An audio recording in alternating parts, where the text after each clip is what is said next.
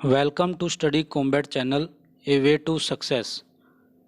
Subscribe the channel and press bell icon. स्वागत है आपका हमारे YouTube चैनल स्टडी कॉम्बैट पर। आज हम बात करेंगे एनआरए के बारे में। नेशनल रिक्रूटमेंट एजेंसी एनआरए का गठन हाल ही में हुई केंद्रीय मंत्रिमंडल की बैठक में किया गया।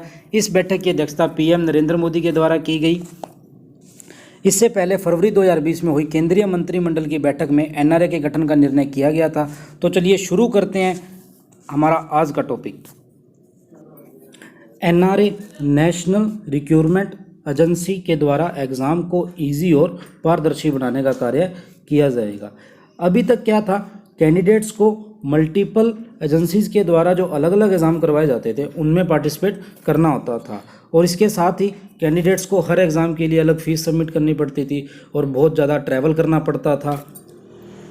लेकिन एनआरए ने यह सब खत्म करके प्री एग्ज़ाम या टायर फर्स्ट के लिए सीईटी यानी कि कॉमन एलिजिबिलिटी टेस्ट करवाने का निर्णय लिया है, जो सेंटर लेवल की कुछ मेन वैकेंसीज़ के लिए क्या रहेगा, सेम रहेगा। एनआरए ने कैंडिडेट्स के साथ साथ रिक्रूटमेंट बोर्ड से भी बर्डन को रिड्यूस किया है।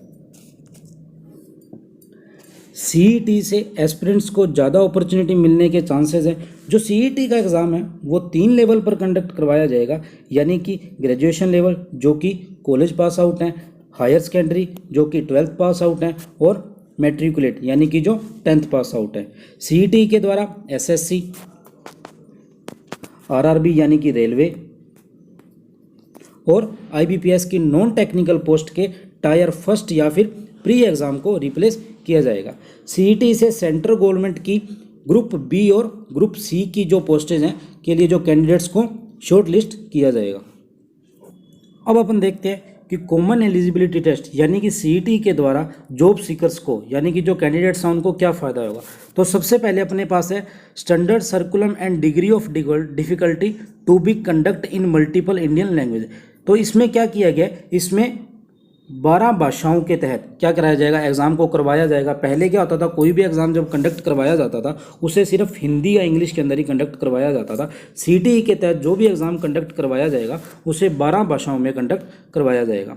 Based on CET score final selection to be made through separate specialised tier second and tier third examination conduct by respective recruitment agency.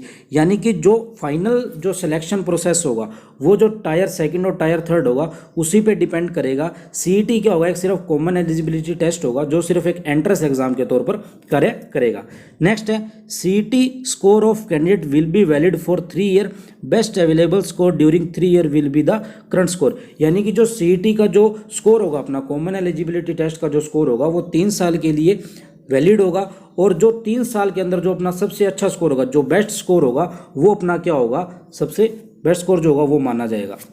Next है no restriction on number of attempts by the candidate subject to upper age limit prescribed. यानी कि इसमें क्या है, जो भी अपन exam को attempt करेंगे उसकी कोई लिमिट नहीं है, लेकिन इसके अंदर अभी एज का डिसाइड नहीं किया। अगर अपनी एज अपर हो जाती है तो अपन अटेम्प्ट नहीं कर पाएंगे।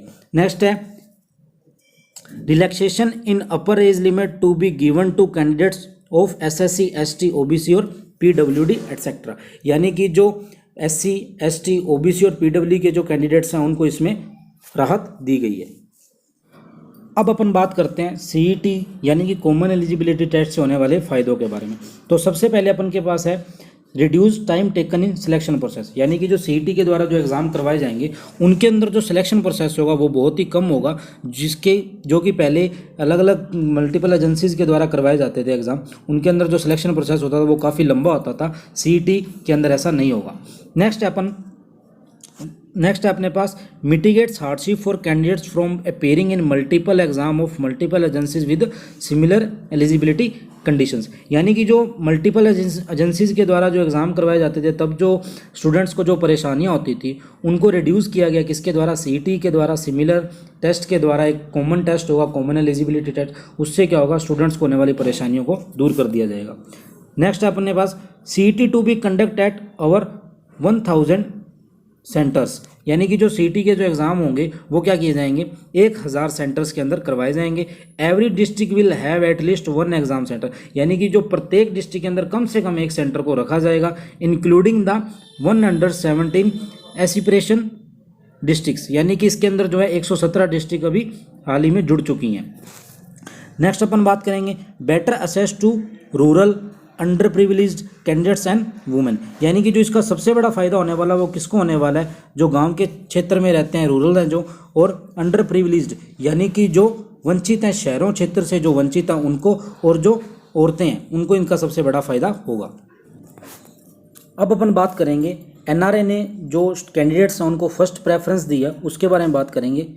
फर्स्ट अपने पास है candidates can schedule test and choose centre of their choice, यानी कि जो एग्जाम सेंटर्स होंगे वो कैंडिडेट्स अपनी इच्छा के अनुसार चूज कर सकेंगे अपने नज़दीकी एरिया में।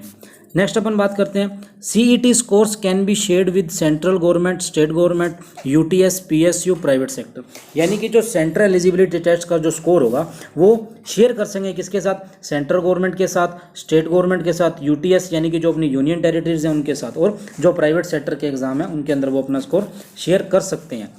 लास्ट है अपन बात would also help such organisation in saving cost and time spent on requirement, यानी कि जो ऑर्गेनाइजेशंस के द्वारा जो एग्ज़ाम कंडक्ट करवाने में जो पैसा खर्च किया जाता था उस पैसे में भी क्या होगी, सेविंग होगी, उस पैसे का जो खर्चा होगा वो क्या होगा, बहुत कम होगा। इसमें अपन आगे देखते हैं NRA to help streamline requirement process, यानी कि जो एनआरए के द्वारा जो एग्जाम कंडक्ट करवाए जाएंगे उसकी जो सिलेक्शन प्रोसेस होगा उसके अंदर क्या क्या फ़ायदे होंगे। फर्स्ट है initially the NRA to conduct CET twice a year, यानी कि जो कॉमन एलिजिबिलिटी टेस्ट होगा वो 1 साल में 2 बार कंडक्ट करवाया जाएगा। Registration of applicants, generation of roll number, admit card, display और marks, merit list etcetera will be done online, यानी कि जो एडमिट कार्ड है या जो अपना एप्लीकेशन जो फॉर्म होगा वो सब क्या होगा, ऑनलाइन प्रोसेस के तहत होगा, और जो मेरिट लिस्ट जारी होगी वो भी ऑनलाइन जारी की जाएगी।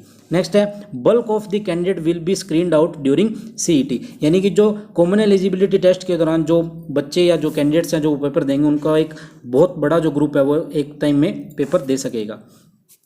नेक्स्ट है medium of writing will be multiple choice objective type question, यानी कि जो पेपर का जो मीडियम होगा वो मल्टीपल चॉइस लैंग्वेज में होगा, यानी कि इसमें 12 भाषाएं, जो कि मैंने आपको पहले भी बताया था, ये जो एग्जाम कंडक्ट करवाया जाएगा ये 12 भाषाओं में कंडक्ट करवाया जाएगा, और ऑब्जेक्टिव टाइप क्वेश्चन के अंदर कंडक्ट करवाया जाएगा। नेक्स्ट है number of candidate appearing in the specialised exam will get reduce to nearly 5% of the total number of candidate, यानी कि एनआरए ने ये माना है कि जो मल्टीपल एजेंसीज के द्वारा जब एग्जाम करवाए जाते थे और जब सीईटी के दौरान करवाए जाएंगे उसका जो परसेंटेज ऑफ कैंडिडेट होगा वो 5% कम रहेगा सीईटी में। इसी के साथ आज का टॉपिक यहीं समाप्त होता है। हमने एनआरए और सीईटी के बारे में महत्वपूर्ण बातें की। इस वीडियो से रिलेटेड अदर क्वेरीज के लिए आप कमेंट बॉक्स में कमेंट कर सकते हैं या हमारा टेलीग्राम ग्रुप ज्वाइन कर सकते हैं, जिसका लिंक आपको डिस्क्रिप्शन में दिया गया है। इस वीडियो की पीडीएफ आपको डिस्क्रिप्शन में मिल जाएगी। उम्मीद है आज का टॉपिक आपको पसंद आया होगा और आपके लिए हेल्पफुल रहा होगा। अगर आपको पसंद आए तो लाइक, कमेंट एंड शेयर जरूर कीजिएगा। Thank you.